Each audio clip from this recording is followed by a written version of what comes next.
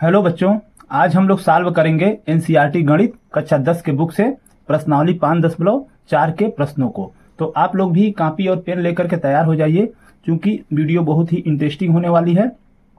तो हम लोग इसके प्रश्न संख्या 1 से शुरू करेंगे, जिसमें दिया है एपी 121, 117, 113 डॉट डॉट डॉट दिया है का कौन सा पद सबसे पहला ऋणात्मक पद होगा। यहाँ पर संकेत दिया है जो कि an इज लेस देन 0 के लिए n ज्ञात कीजिए। यहाँ पर an जो है इज लेस देन 0 को लेकर के हमें n का मान ज्ञात करना है। तो चलिए शुरू करते हैं। ये प्रश्न संख्या 1। यहाँ पर दिया है AP 121, 117, 113 इस तरीके से हमारी समांतर श्रेणी है। तो यहाँ पर पहला पद क्या है, a बराबर 121 और ये d बराबर हमें निकालना है सार्व अंतर। तो दूसरे पद में से पहले पद को घटाएंगे, 117 में से 121 को घटाएंगे तो हमारा आएगा -4। ये आपका सार्व अंतर निकल गया। तो यहाँ पर हम क्या करना है, an इज लेस देन 0, संकेत में भी दिया है an इज लेस देन 0। तो यहाँ पर an के जगह पर हम लिखेंगे a प्लस ब्रैकेट में n-1 into D is less than 0। अब a की जगह पर हमें क्या रखना है, 121 हो गया, प्लस n के जगह पे n-1 और d के जगह पर रख देना है -4 इज लेस देन 0।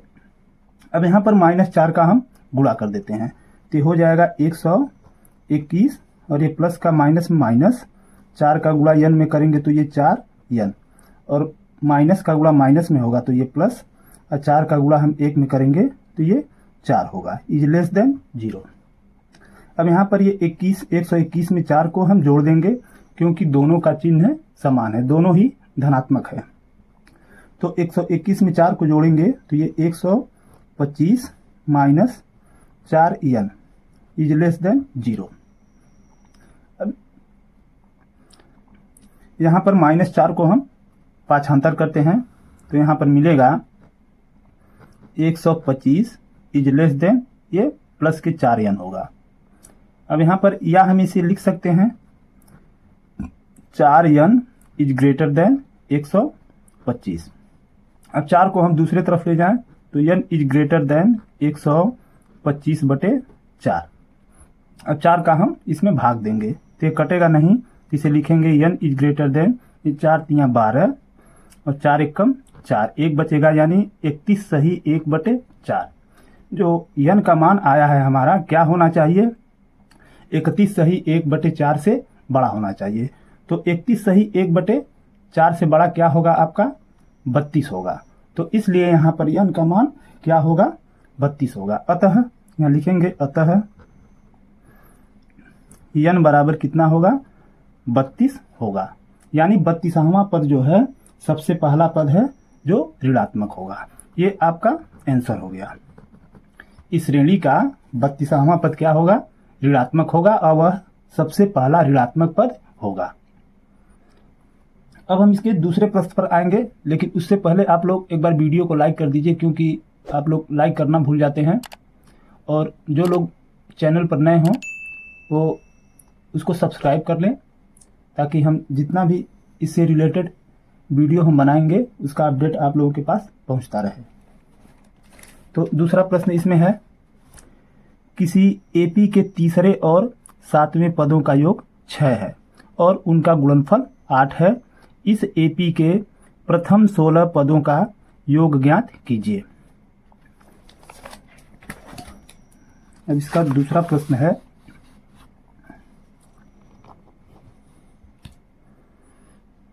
अब यहां पर लिखेंगे माना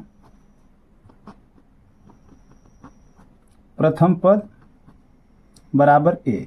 जो एपी का प्रथम पद है उसे हम a मान लेते हैं और सार्व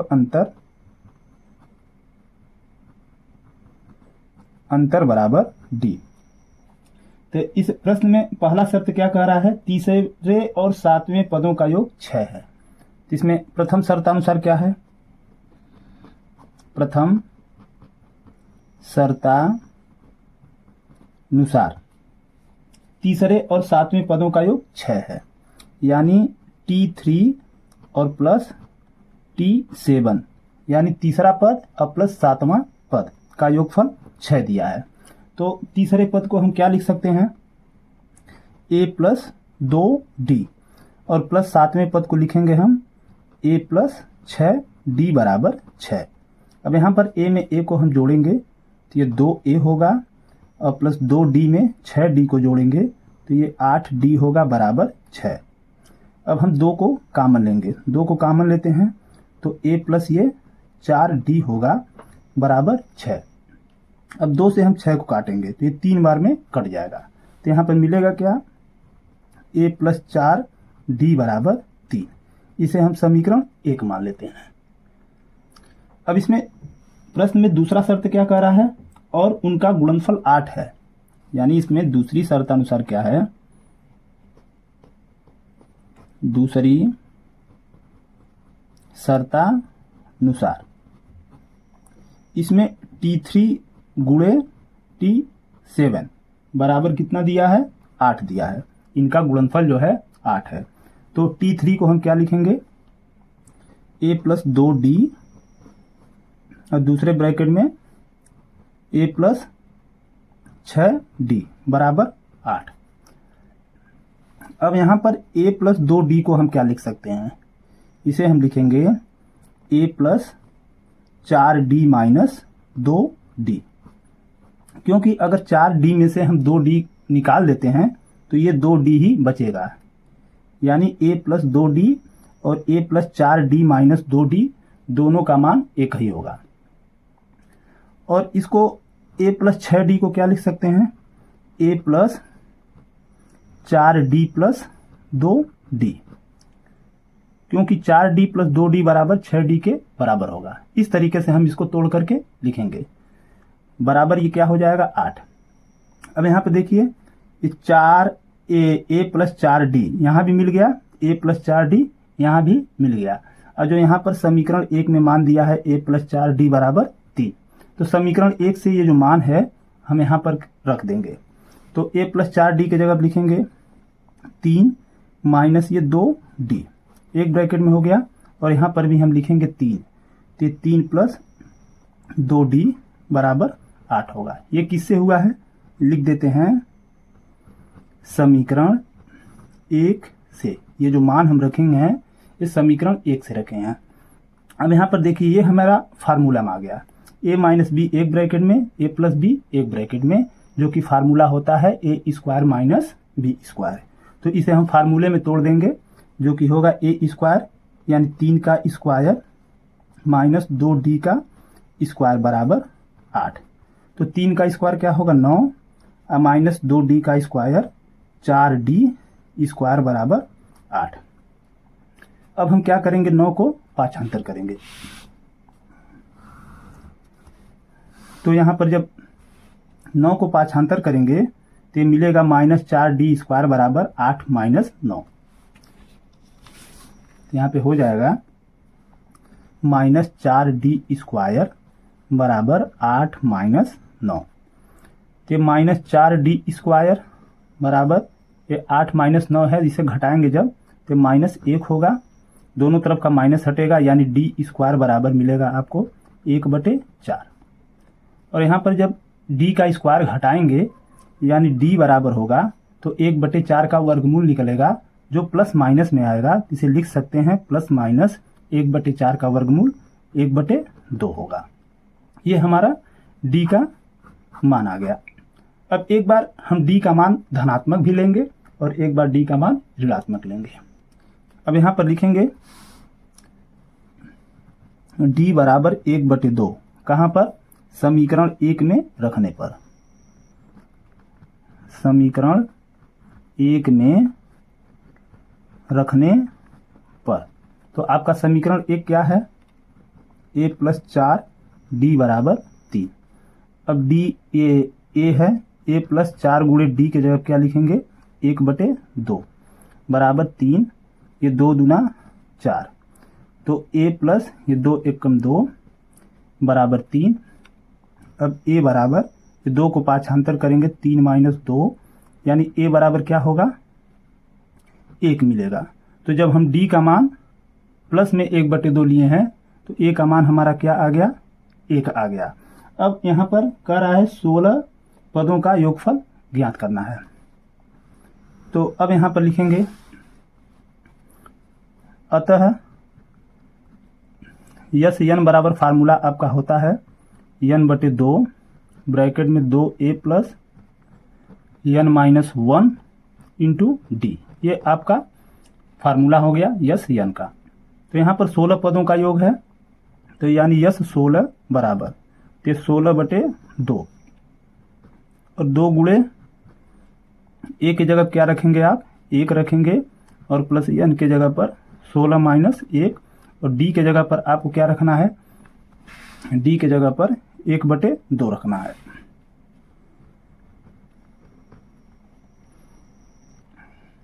अब यहाँ पर 2 से 16 को काटेंगे तो ये 8 बार कटेगा, तो ये 8 ब्रैकेट में 2 एकम 2 आप प्लस 16 में से 1 को घटाएंगे तो ये 15 होगा गुणे 1/2। अब यहाँ पर 8 ब्रैकेट में 2 प्लस 15 का गुणा करेंगे 1 में तो ये 15/2। अब यहाँ पर लिखेंगे 8 ब्रैकेट में 2 दूना 4 और 4 को हम 15 में जोड़ेंगे तो 15×4 19/2, ये आपका मान आ गया।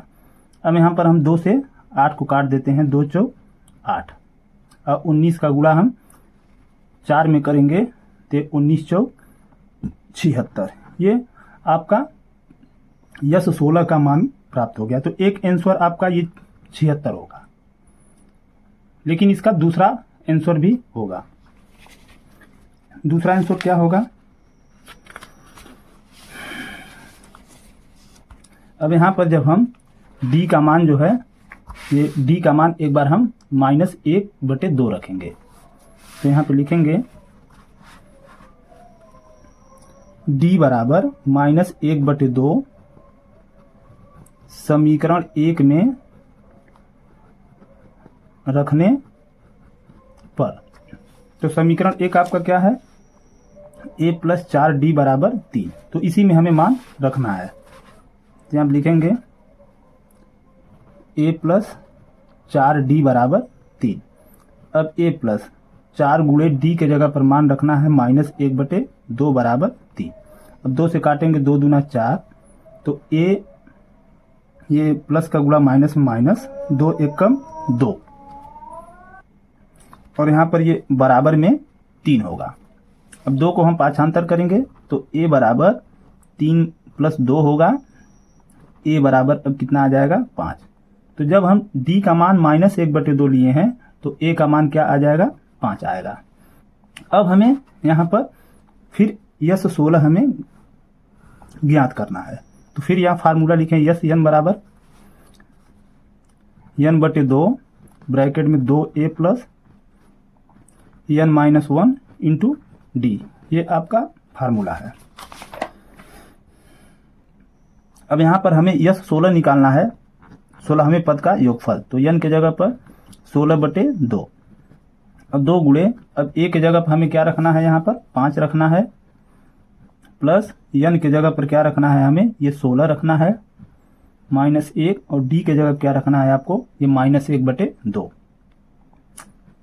गुणे में -1/2।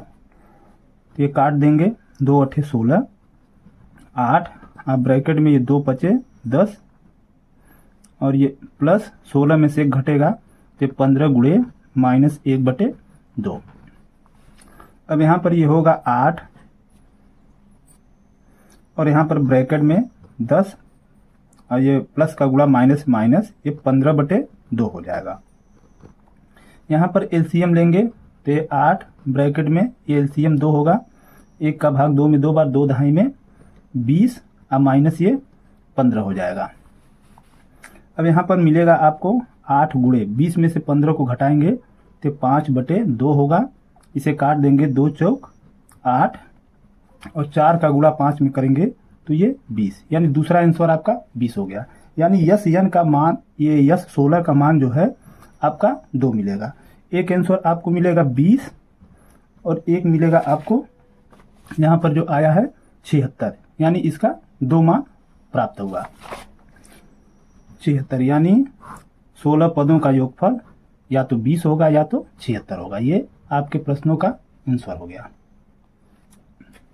अब हम इसके तीसरे प्रश्न पर आते हैं। बहुत ही अच्छा प्रश्न है, जिसमें दिया है एक सीढ़ी के क्रमागत डंडे परस्पर 25 सेमी की दूरी पर हैं। यहाँ पर आकृति दिया है, तो डंडों की लंबाई एक समान रूप से घटती जाती है तथा दूसरे निचले डंडे की लंबाई 45 सेमी है और सबसे ऊपर वाले डंडे की लंबाई 25 सेमी है। यदि ऊपरी और निचले डंडे के बीच की दूरी 2 सही 1/2 मीटर है, तो डंडों को बनाने के लिए लकड़ी की कितनी लंबाई की आवश्यकता होगी। यहाँ पर संकेत दिया है डंडों की संख्या बराबर 250/25 + 1 है। तो इस संकेत की सहायता से हमें इसको हल करना है। यहाँ पर आकृति भी दिया है, तो चलिए इसको भी हम हल करते हैं। ये प्रश्न संख्या 3 है। यहाँ पर आकृति दिया है, तो आकृति को हम बना लें ताकि अच्छे तरीके से समझ में आ जाए। यहाँ पर इस प्रकार से हमारी सीढ़ी है।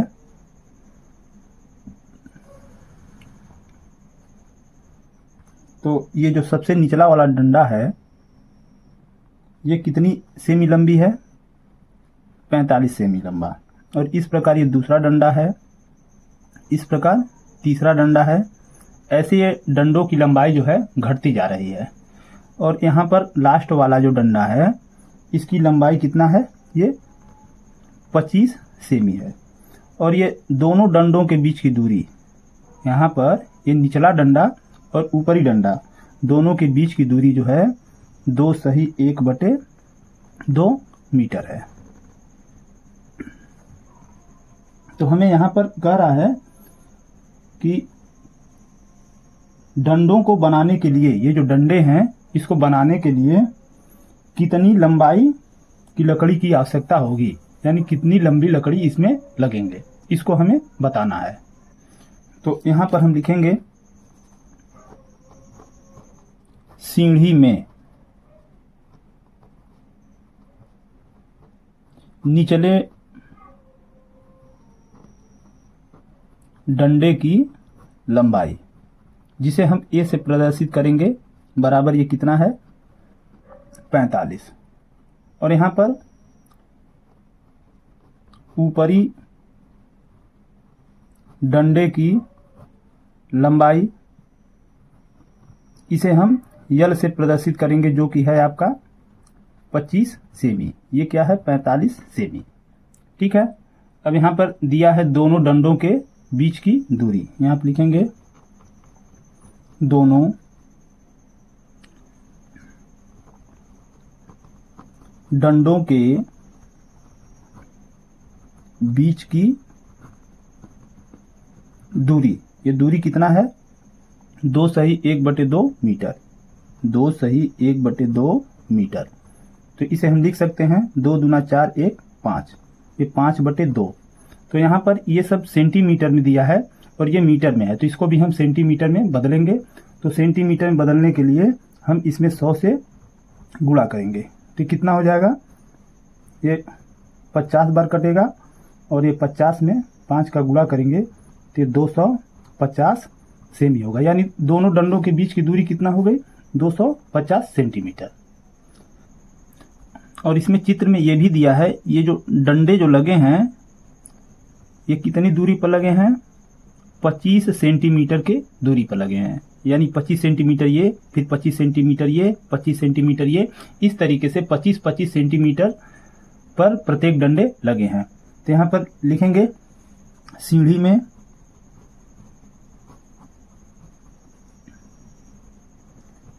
डंडों की संख्या। तो यहाँ पर जब संख्या निकालेंगे तो 250/25 और इसमें क्या करेंगे, 1 को जोड़ देंगे, क्योंकि यहाँ पर संकेत में भी दिया है, ये देख लीजिए यहाँ पे संकेत दिया है डंडों की संख्या बराबर 250/25 + 1 है। तो इसे हम काटेंगे, ये 10 बार में कटेगा और यहाँ पर मिलेगा आपको 10 + 1 = 11, यानी कुल कितने डंडे हैं, 11 डंडे हैं। इस सीढ़ी में कुल डंडों की संख्या 11 है। अब हमें यहाँ पर इस सीढ़ी में कुल डंडे बनाने के लिए कितनी लकड़ी की आवश्यकता है उसको निकालनी है। तो यहाँ पर लिखेंगे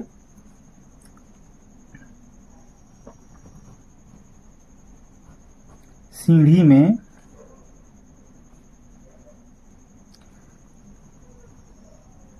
डंडों के लिए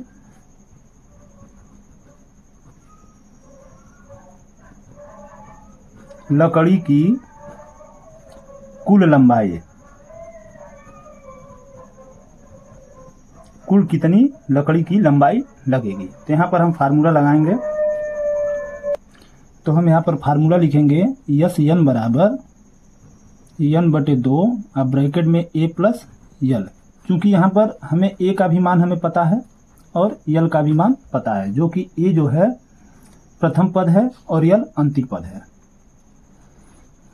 तो यहाँ पर डंडों की कुल संख्या कितनी है, 11 है। तो यानी यस 11 बराबर, तो n के जगह पे 11/2 और यहाँ पर a के जगह पर लिखेंगे आप, यहाँ पर देखिए a की जगह पर 45 और l की जगह पर 25।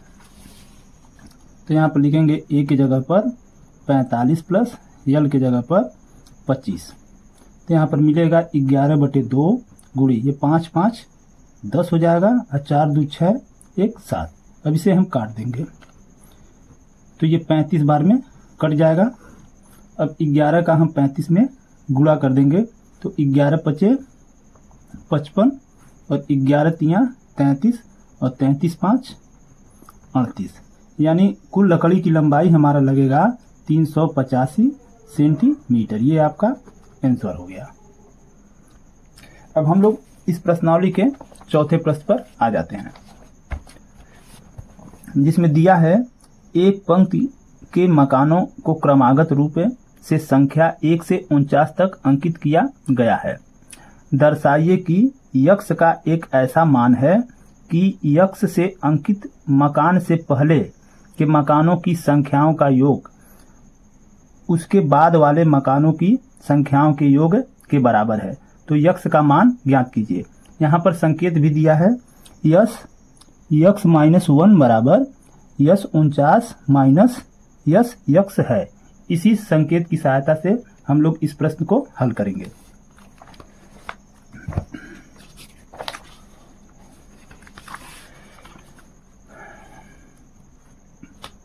ये आपका है प्रश्न संख्या 4। तो यहाँ पर मकानों का क्रम दिया है, इस प्रकार मकान है, इस प्रकार मकान क्रम से दिए हैं।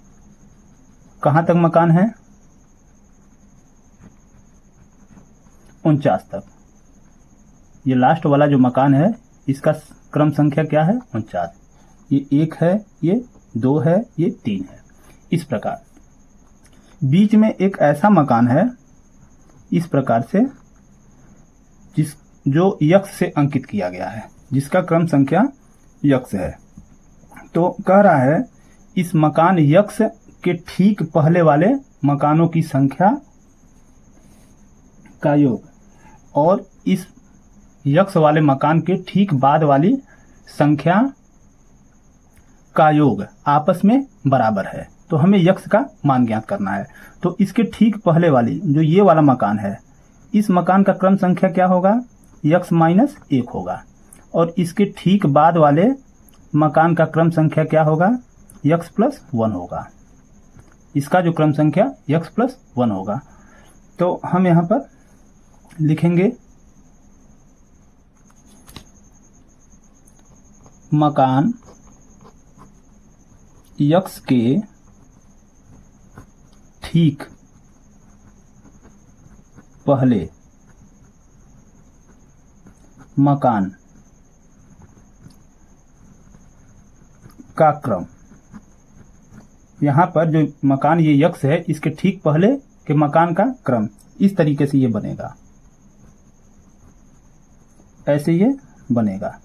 और लास्ट में ये क्या होगा, ये यक्स माइनस 1, ये 1, ये 2 और ये 3। अब इसमें प्रथम पद क्या है, 1 है। इसमें a बराबर क्या है आपका, 1 है।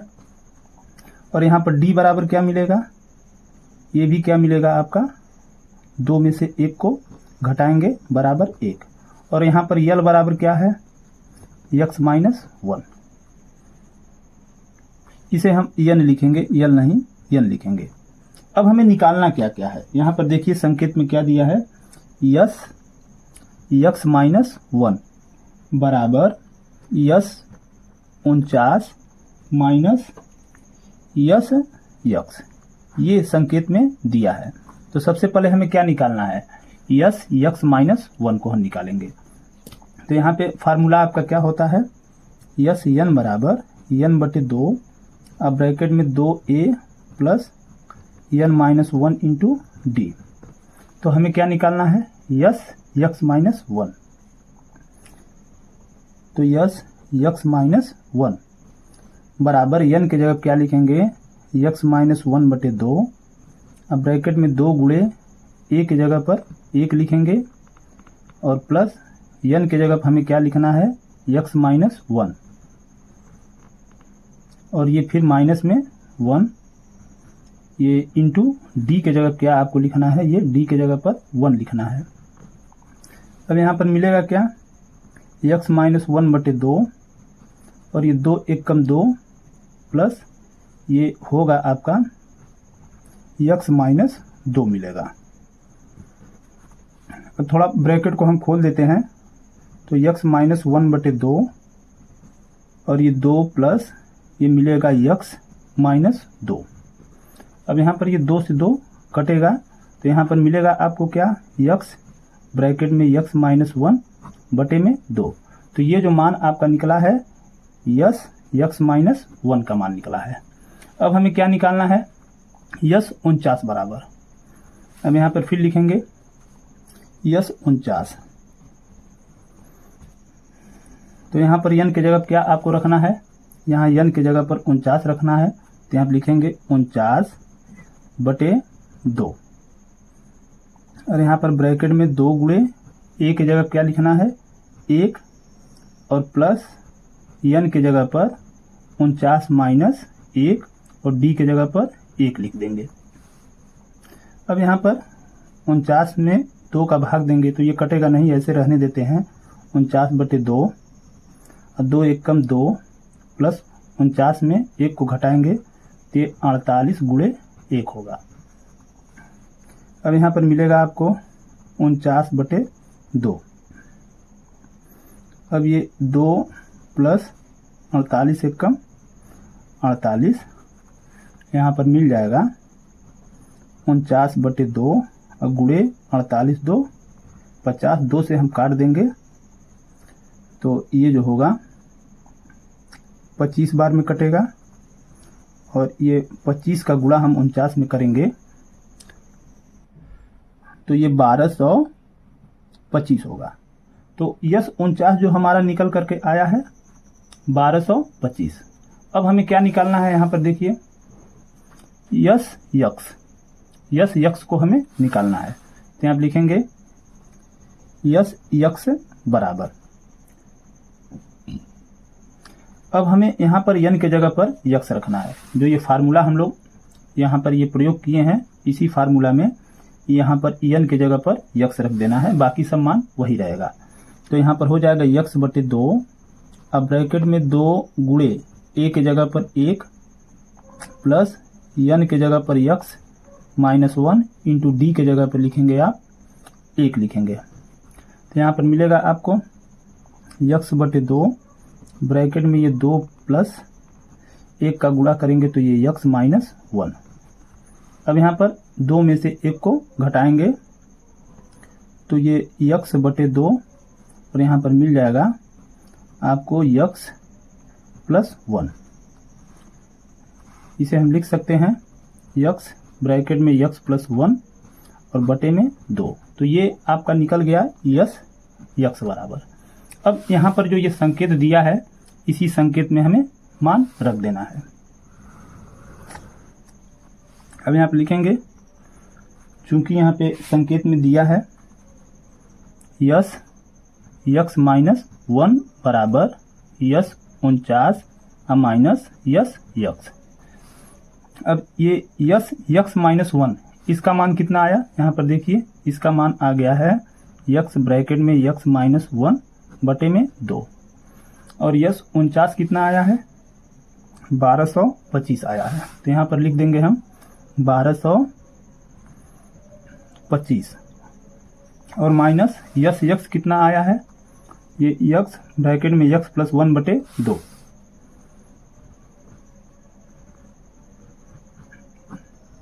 अब इसे हम हल करेंगे। अब यहाँ पर हम इसको पाछांतर कर लेते हैं। इसे पाछांतर करेंगे तो यक्स माइनस 1 बटे 2 और ये प्लस में आ जाएगा यक्स प्लस 1 बटे में 2 बराबर 1225। ये आंसर मिल गया। यहाँ पर हर बराबर है, इसका गुणा करते हैं तो ये यक्स स्क्वायर माइनस यक्स मिलेगा और प्लस ये यक्स स्क्वायर प्लस यक्स, अब पूरे का बटे 2 बराबर 1225।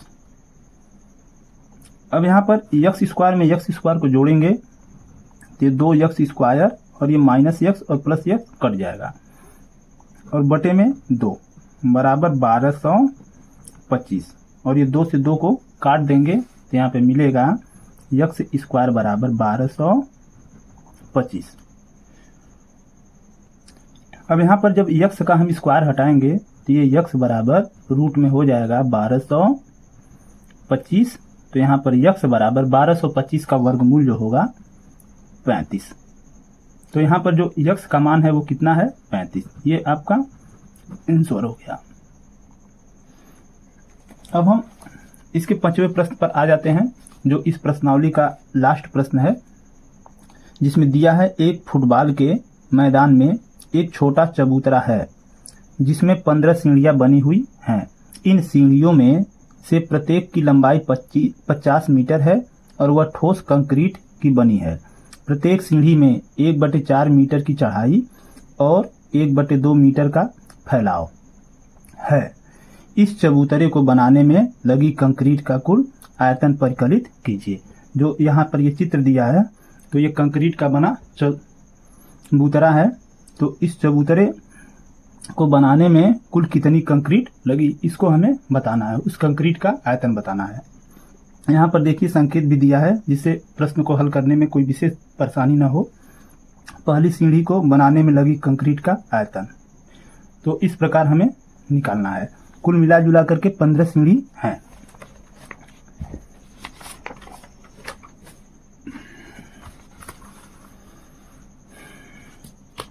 अब यहाँ पर ये 5वां प्रश्न है। तो यहाँ पर देखिए इस प्रकार से फिगर दिया है, ऐसे ये सीढ़ी बनी हुई है।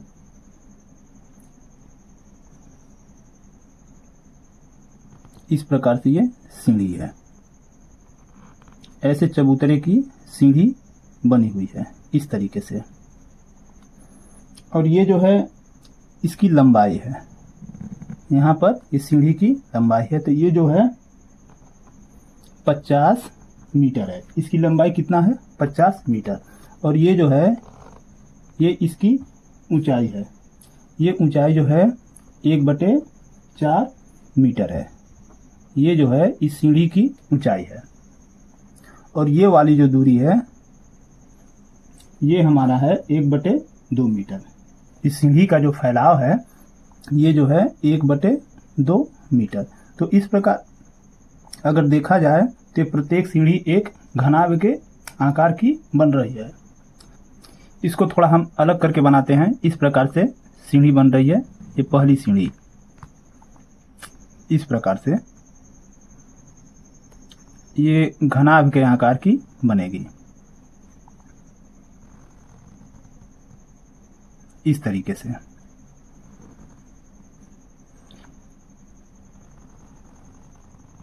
इस प्रकार से ये बनेगी।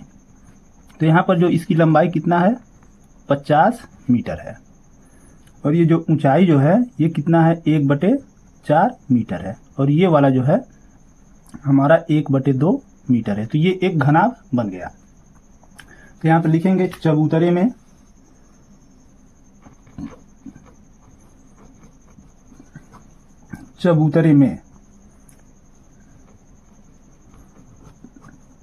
पहली सीढ़ी के लिए हमारा लंबाई यल बराबर कितना होगा 50 मीटर और इसकी चौड़ाई क्या होगी b बराबर 1/2 मीटर और इसकी ऊंचाई h बराबर कितना होगा 1/4 मीटर। ये पहली सीढ़ी की माप है। तो पहली सीढ़ी में जो कंक्रीट लगा है उसका हमें आयतन निकालना है। तो इसका आयतन क्या होगा यल गुणे b गुणे h, जो कि घनाभ का आयतन होता है लंबाई गुणे चौड़ाई गुणे ऊंचाई। तो यल के जगह पर हम क्या लिखते हैं ये 50, b के जगह पर 1/2 और गुणे h के जगह पर 1/4। इसे हम काटेंगे ये 25 में कट जाएगा।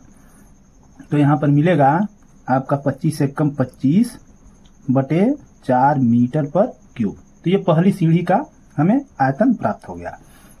अब यहाँ पर दूसरी सीढ़ी के लिए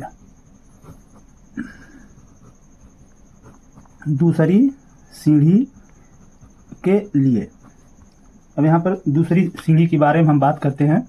जब दूसरी सीढ़ी बनेगी तो यहाँ पर ये इसकी जो ऊंचाई होगी ये वाली ऊंचाई वह बढ़ जाएगी, यानी 1/4 का दोगुना होगा, यानी ये हो जाएगा 1/4 गुणे 2, यानी ये मिलेगा क्या आपका 1/2। तो दूसरी सीढ़ी की ऊंचाई जो होगी आपकी 1/2 मीटर होगी और चौड़ाई तो 1/2 मीटर ही रहेगी। तो दूसरी सीढ़ी के लिए लंबाई यल बराबर कितना, तो ये तो 50 मीटर रहेगा और यहाँ पर चौड़ाई b बराबर 1/2 मीटर और यहाँ पर ऊंचाई क्या होगा h बराबर 1/4 में हम 2 का गुणा करेंगे जो कि मिलेगा ये 2 दूना 4 यानी 1/2 मीटर ये ऊंचाई हो गया। अब इसका आयतन क्या होगा, फिर वही फार्मूला लंबाई गुणे चौड़ाई यानी 1/2 गुणे ऊंचाई कितना 1/2। इसे हम काट देंगे तो 25 बार में और यहाँ पे मिलेगा 25 से कम 25/2 घन मीटर। तो ये दूसरी सीढ़ी का आयतन निकल गया। अब पुनः तीसरी सीढ़ी के लिए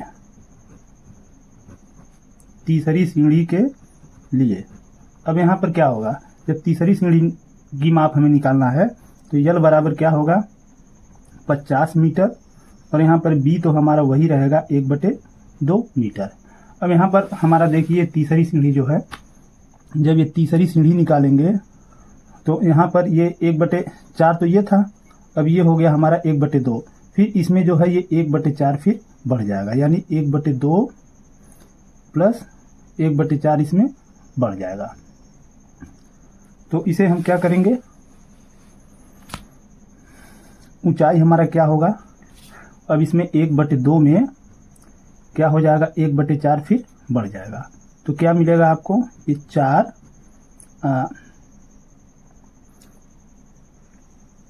2 दूना 4 ये 2 और प्लस 4 1 कम 4 यानी 1 बराबर ये क्या होगा 3/4। या तो आप क्या कर सकते हैं 1/4 में 3 का गुणा कर लें, या तो आप इसको ऐसे लगा सकते हैं, या तो आप लिख सकते हैं h बराबर 1/4 गुणे 3। तो ये क्या हो जाएगा 3/4 मीटर। तो ये तीसरी सीढ़ी की क्या हो गई आपकी ऊंचाई हो गई। तो यहाँ पर अब तीसरी सीढ़ी का आयतन, इसका आयतन क्या मिलेगा, लंबाई यानी 50 गुणे चौड़ाई 1/2 गुणे और ऊंचाई क्या होगा 3/4। इसे हम काट देते हैं, ये 25 हो जाएगा और ये 25 3 75/4 मीटर पर क्यूब।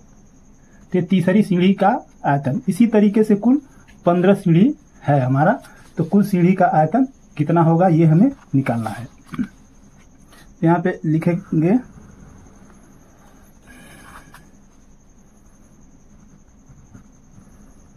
सीढ़ियों के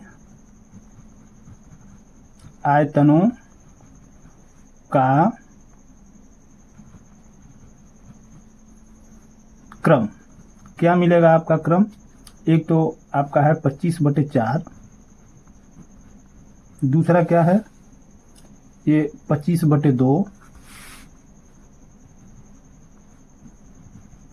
और तीसरा क्या है आपका 75/4। इसी प्रकार कुल कितनी सीढ़ी है? 15 सीढ़ी। इस चबूतरे में कुल 15 सीढ़ी है। तो यहाँ आपका ए बराबर क्या होगा? 25/4, और यहाँ पर डी बराबर क्या होगा? 25/2 में से हम 25/4 को घटा देंगे, तो क्या मिलेगा यहाँ पर? 4 एलसीएम हो गया, 2 दूना 4, और 2 का गुणा हम 25 में करेंगे तो 50 माइनस 4 एकम 4 यानी ये 25 होगा, बराबर ये मिलेगा आपका 25/4।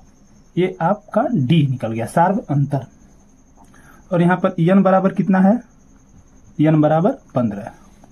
तो यहाँ पर अब लिखते हैं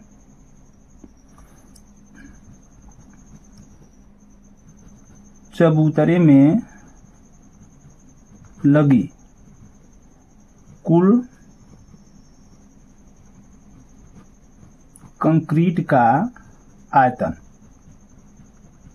इसका आयतन क्या होगा? तुरंत हम फार्मूला लगाएंगे, यस n बराबर, तो कितना होगा आपका n/2 ब्रैकेट में 2a plus n-1 into D. अब n के जगह क्या है? 15, तो यस 15 बराबर ये 15/2 और 2 गुणे ए के जगह क्या आपको लिखना है? ए के जगह पे ये 25/4 लिखना है, तो यहाँ पर लिखेंगे 25/4 प्लस n के जगह पे क्या लिखना है? 15 -1, और डी के जगह क्या लिखना है आपको? ये 25/4। अब यहाँ पर मिलेगा 15/2, ये आपका हो जाएगा 25 दूना 50/4, और प्लस ये 15 में से 1 को घटाएंगे तो 16 गुणे ये 25/4। इसे थोड़ा हम काटते हैं, ये 2 दूना 4, ऐसे 25 बाद में काटेंगे। यहाँ भी ये 4 से 16 कटेगा, लेकिन हम 2 ही से काटेंगे, 2 दूना 4 और 2 अठे 16, और भी कट सकता है, लेकिन केवल हम 2 बार ही काटेंगे। तो यहाँ पर 15/2, यहाँ मिलेगा 25/2, अब प्लस ये 25 में 8 का गुणा करेंगे तो ये 200/2 हो जाएगा। अब यहाँ पर ये 15/2 और गुणे में हर बराबर है, तो अंश को हम जोड़ेंगे तो ये 225/2 मिलेगा। अब यहाँ पर हम गुणा करें तो ये 15×5 = 75 को 5 हासिल आपका 7 आ गया। 15 दूना 30 7, 37 को 7, अब 15 दूना 30 और 3 33, अब बटे ये 2 दूना 4 घन मीटर। यानी इसमें जो कंक्रीट लगी है, कंक्रीट का आयतन 3375/4 घन मीटर, ये आपका आंसर हो जाएगा। यहाँ पर हम लोगों ने कुछ गलत किया है। यहाँ पे देखिए ये 15 में से 1 घटेगा तो यहाँ पर 14 मिलेगा, जो कि हम इसको जोड़ दिए हैं, तो यहाँ से हम लोग फिर से लगा लेते हैं। ये वाला क्वेश्चन जो है यहाँ से फिर से लगा लेते हैं, इसीलिए तो आंसर हम लोगों का गलत आया। तो यहाँ से हम लोग इसे फिर से कर लेते हैं। ये जो है आपका यस 15 जो है ये 15/2 और ये 2 गुणे 25/4 प्लस ये 15 - 1 और ये 25/4 ऐसे है। हम लोगों को यहाँ पर घटाना था, लेकिन हम लोग जोड़ दिए। चलिए यहाँ से हम लोग हल कर लेते हैं। तो ये 15/2 और ये 25 दूना 50, ये हो जाएगा 50/4 प्लस ये 15 में से हम 1 को घटाएंगे तो ये 14 होगा, और गुणे ये 25/4। अब यहाँ पर हम इसे काट लेते हैं। 2 दूना 4 और ये 25 बार, और ये 2 दूना 4 और 2 सत्ते 14। अब यहाँ पर मिलेगा क्या आपको, 15/2 और ये आपका मिला 25/2, और प्लस ये 25 में 7 का हम गुणा करेंगे तो 7 × 5 = 35 और 7 दूना 14, 14 × 3 = 17, यानी 175 आपका 2 हो गया। अब हर बराबर मिल गया तो ये 15/2 और गुणे इसे हम जोड़ेंगे 10 में से ये 5 और 5 10, 7 दूना 9 1 10 1 1 2, यानी ये 200/2 होगा। अब इसे हम काट देते हैं तो ये 100 बार में कटेगा, और इसे हम काट देते हैं तो ये 50 बार में। अब यहाँ पर 15 का गुणा हम 50 में करेंगे तो 15 × 5 = 75, यानी 750 मीटर/क्यूब। अब ये आंसर सही आ गया। तो इस प्रकार इस प्रश्नावली के सारे प्रश्न समाप्त हो गए। अब हम लोग अगली वीडियो में अध्याय 6 त्रिभुज के बारे में पढ़ेंगे।